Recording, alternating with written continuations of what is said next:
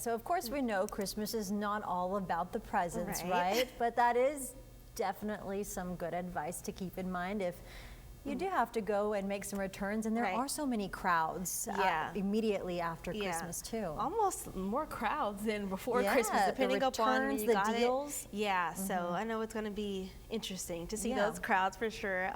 But either way, if you're headed out, maybe you know some people are in town to see family for the holidays for Christmas. If you're heading out, especially towards East Texas, that's something that you really want to just keep a close eye on the forecast, as there are some showers and thunderstorms moving through the Houston area as we speak, really, and that's really driven by this cold front that we see that's also affecting us. We're more so just getting the back end of it, so that's why things are mostly dry here for us. We see a little bit of cloud coverage as well, but rain really is not going to be a concern for us heading into the evening. Temperature-wise, though, we'll see a slight change on the board, 82 degrees as of right now. Temperatures will continue to fall as we head into the overnight hours. Here's once again a little bit of the look that front is kind of affecting us, more so for the northwestern part of the region. We see a little bit of that brief winds coming out of the north, but the rest of us more so getting winds out of the south. So it's still going to be a little bit warm as we're heading into the overnight hours. Sustained winds at about 10 miles per hour here in Corpus Christi. Rest of the evening heading into tomorrow,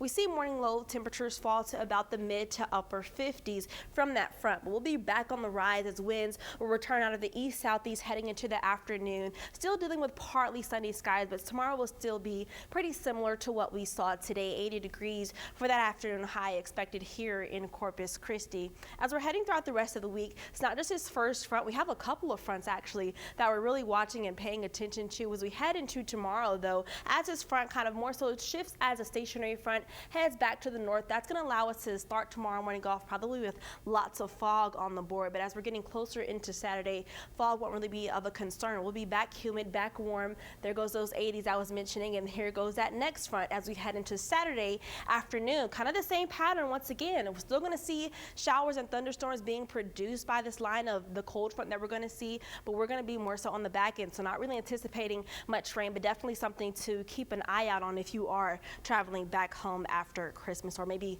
traveling for the new year. That brings us right into our next front. That's going to bring us into 2025, that next cold front on the board. This one is anticipated to be the strongest of the cold fronts out of the lineup of the multiple ones we have on the board. That's going to roll in as we head into New Year's Eve, into New Year's Day. Once again, still going to be more of a drier passage, but after that, we really see a cool down on the way here for us. This is what temperatures are going to do. Once again, these first fronts are going to be on the weaker side, still expecting 80s throughout the most of the start of the week. That next front heading into Tuesday, into the new year, that's going to drop temperatures back into the 40s, and those afternoon highs will do about a 20 degrees drop into the mid 60s, 64 expected by Thursday. Once again, both of these fronts will be on the drier side, not anticipating much rain really, if any. As we head into tomorrow, once again, 50s on the board, but if you're hanging on a little bit closer to the northwestern part of the region, upper 40s will be on the board as we see those winds start to take a little bit longer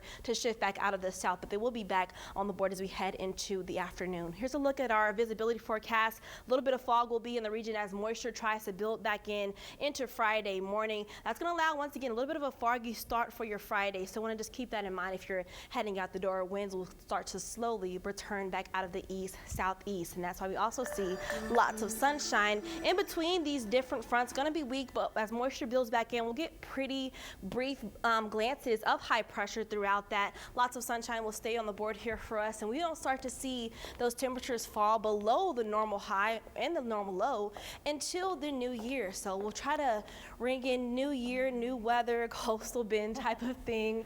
That's what I'm more so looking at, but we are going to stay mostly dry once again, so that's why we still see that burn band get extended with little to no moisture really anticipated in our forecast. And you said new year, new weather, so hopefully in 2025 we can start to see more moisture, but I'll take the cold front for right now. Fingers crossed. Yeah, Faith, thank you. So